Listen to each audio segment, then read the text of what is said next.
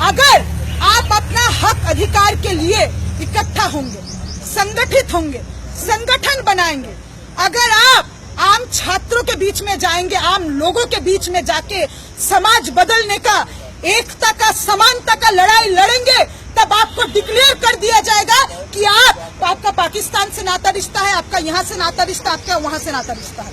और इसका कारण ये है क्योंकि शायद हजारों सालों बाद इन लोगों को लग रहा है कि मनुस्मृति का सरकार आया है। इसका कारण ये है क्योंकि देशद्रोही लोग जो इस देश के खिलाफ है, जो लोग अंग्रेजों से माफी मांगे थे, जिन्होंने कहा था कि आजादी का लड़ाई बहुत बुरा है, ये हम ना करेंगे, हमारे हुकुम हम ये ना करेंगे, देश की आजादी का लड़ाई हम ना लड़ेंगे, और जो लड़ रहे हैं वो बुरे हैं, वो लोग आज, वो देशद्रोही लोग आज मुख्यमंत्री और प्रधानमंत्री बन के बैठे हैं। और देश के आवाम को पता है आज कि ये देशद्रोही लोग हैं। साथियों, लखनऊ यूनिवर्सिटी में जो हुआ, लखनऊ यूनिवर्सिटी में एक कार्यक्रम, वहां के एक सो कॉल्ड कर्मचारी संस्था, और उसका नाम पूछा, कर्मचारी एवं क्रीड़ा संस्थान, वो हिंदवी स्वराज दिवस पालन करने के लिए एक प्रोग्राम को ऑर्गेनाइज किए थे। और ये और कुछ नहीं था, हिंदी हिंदू, इस देश को जो एक हिंदू राष्ट्र बनाने का साजिश है, उस आरएसएस के भगवाकरण के इस एजेंडा को प्रोपेगेट करने के लिए प्रोग्राम ऑर्गेनाइज किया जा रहा था। लखनऊ यूनिवर्सिटी के फाइनेंस ऑफिसर ने चिट्ठी लिखा था वहां के वाइस चांसलर को कि लखनऊ यूनिवर्सिटी के फंड से ये प्रोग्राम ऑर्गेनाइज नहीं हो सकता, क्योंकि लखनऊ यूनिवर्सिटी का फंड पढ़ाई लिखाई के लिए, एकेडमिक इंफ्रास्ट्रक्चर के लिए। वहां के फाइनेंस ऑफिसर ने ये चिट्ठी लिखा था। उसके बावजूद वो प्रोग्राम 7 जून को ऑर्गेनाइज हुआ।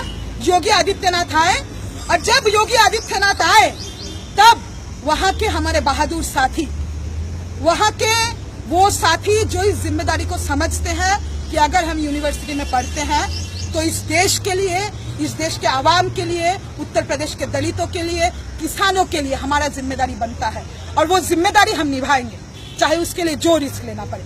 और उन्होंने ये सवाल उठाया, उन्होंने बोला सहारनपुर के दलितों को न्याय दो, उन्होंने बोला कि साथी चंद्रशेखर को रिहा करो। अब कोई बता दे सहारनपुर के दलितों को न्याय दो, ये बात सुन के योगी जी चिढ़ते क्यों हैं? वोट मांगने आप नहीं गए थे उन दलित गांव में? आप नहीं गए थे क्या वोट मांगने? दलितों को न्याय दो ये कहने भर पे इलाहाबाद, कानपुर, बनारस, लखनऊ, जगह जगह छात्रों को उठाया क्यों जा रहा है? योगी जी, अगर आपका भी 56 इंच का दावा है तो 56 इंच का छाती ठोक के कह दो कि दलित विरोधी हो तुम। 56 इंच का छाती ठोक के कह दो कि संविधान को नहीं मानते हो। इतना डर किस बात का है? काम जो करते हो मुंह पे लाओ, और तब हम देखते हैं कि कहां से टिकता है तुम्हारा सरकार। आप कोई भी चैनल खोल के देख लीजिए, साथी चंद्रशेखर को गिरफ्तार किया गया। जगह जगह मीडिया में ये चलाया जा रहा है कि सहारनपुर के अपराधी, सहारनपुर में शब्बीरपुर गांव में जो घर जलाए गए वो घटना नहीं है। भीम आर्मी हो जाने भर पे दलित अपने आप को ऑर्गेनाइज किए, जाति उन्मूलन के एजेंडा पे, ये मनुवादी, ये व्यवस्था के खिलाफ अपने आप को संगठित किए। दलित संगठित कैसे हो जाएगा? उसका काम तो सिर्फ है, योगी जी जब जाएंगे, मोदी जी जब जाएंगे, अपने आप को हिंदू मान के वोट कर दे। वो संगठित कैसे हो सकता है? वो अपना बात खुद कैसे कह सकता है? और ये अगर दलित कह दिया तो उसको कहा जा रहा है कि वो अपराधी है। साथियों, आज हम लोग अपने लखनऊ के साथियों का झंडा बुलंद करने, आज हम लोग साथी चंद्रशेखर के आजादी का, साथी चंद्रशेखर को रिहा करने का मांग करके यहाँ पे आए हैं, और योगी जी को ये संदेशा देने आए हैं कि आपने सोचा था पत्ता नहीं हिलेगा, इधर तूफान आएगा, और इस तूफान में तुम्हारा सत्ता नहीं टिकेगा।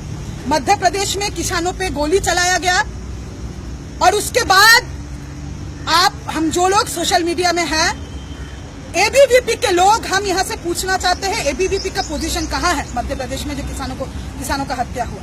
एबीवीपी के लोग कह रहे हैं कि उधर सीताराम येचुरी का ठुकाई किए और उधर मध्य प्रदेश के किसानों का ठुकाई किए। अगर किसान हड़ताल में चले जाए ना, भूखे मर जाओगे। उनका जीन्स देखा जा रहा है, उनका गॉगल्स देखा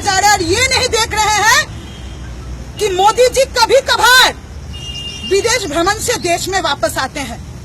कभी कभार एक न्यूज़पेपर ने हेडलाइन बनाया बंगाल में कि खबर है कि मोदी जी पिछले कुछ दिनों के लिए देश में आने वाले हैं और वो कुछ दिन देश में रहेंगे और इस बीच में अगर उनको मौका मिला तो गुजरात भी जाएंगे।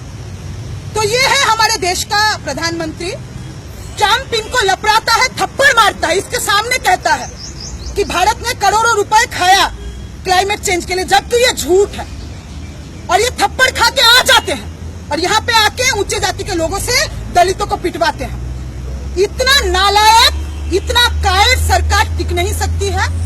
और हम आज ये बोलने आए हैं कि ये तूफान आएगा और ये तूफान वंचितों का, शोषितों का, किसानों का ये तूफान तुमको ले डूबेगी, ये तुम देखते रहना। साथियों, जब तक लखनऊ के साथियों का रिहा नहीं होता है, जब तक चंद्रशेखर आजाद को रिहा नहीं किया जाता है, ये कैंपेन, ये